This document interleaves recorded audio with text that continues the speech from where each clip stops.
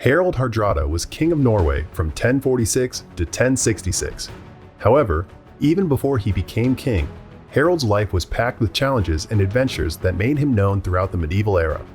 He remains relevant to this day and is one of the main characters in the Netflix TV series Viking's Valhalla. Born in 1015, Harald was the son of SIGURDSSON, the lord of some country lands in Ringerike, Norway. His baptismal name was Harald Sigurdsson, but he came to be called by the epithet Hardrada, meaning the strict ruler, referring to the toughness and firmness with which he governed and dealt with the noblemen, landlords, and clergy members. Harald was a half-brother of Olaf, who was later to become Saint Olaf. Harald and Olaf's parents are thought to be descended from Harald FAIRHAIR, Norway's legendary first king, who unified all the rival fiefdoms through alliances and military force. Harald greatly admired his half-brother Olaf, who managed to control more of Norway in a few short years than anyone since Harald FAIRHAIR. As the Norse sagas go, Olaf assembled an army to fight a rival lord who had stirred up a rebellion. The clash took place at the so-called Battle of STIKLESTAD in 1030. Only 15 years old, Harald took part in this battle, which did not go well for the two half-brothers. Olaf was killed, but Harald managed to escape.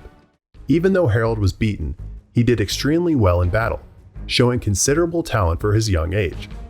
Aware that he would be chased by his enemies, Harald fled to Russia, where he was warmly welcomed by the Grand Prince Yaroslav the Wise and his wife Ingigerd, who was a Swedish princess and Harald's distant cousin.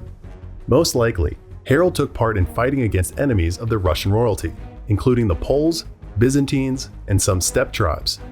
After helping Yaroslav for a few years, Harald and his men departed to travel farther south.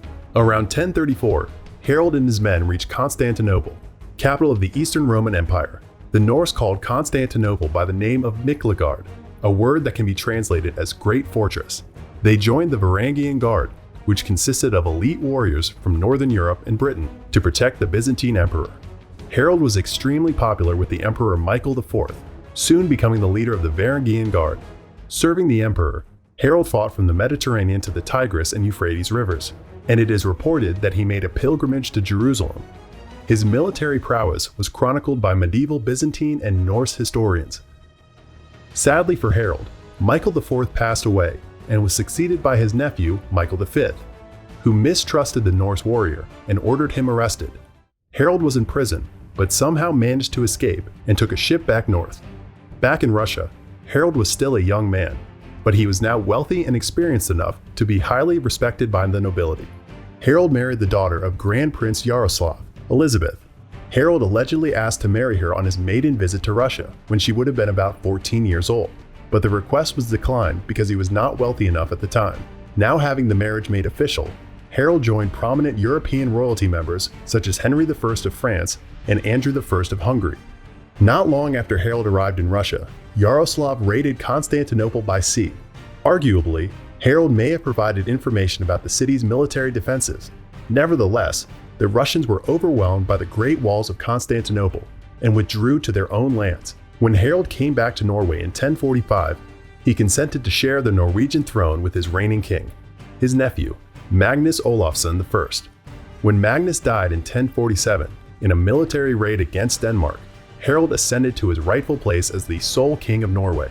He had spent the next 15 years trying to snatch the Danish throne from Sweyn II. After Sweyn's defeat at the Battle of Nis in 1062, both rulers acknowledged each other as sovereigns of their own countries. Harald expanded Norway's colonial dominions in the Orkney, Shetland, and Hebridean Islands. In 1066, he attempted to conquer England by allying with the rebellious Earl Tostig against the new English King Harold II. After securing initial victories, Harold's troops were defeated by the English king in September 1066 at the infamous Battle of Stamford Bridge, where Harold was slaughtered after an arrow pierced his throat. The remaining of his men fought on, but were ultimately defeated. This ends the story of the last Viking king, whose life was packed with sea voyages, far-flung land adventures, military glory, and political conspiracies, finding his demise on the battlefield as a true hero worthy of being called to Valhalla.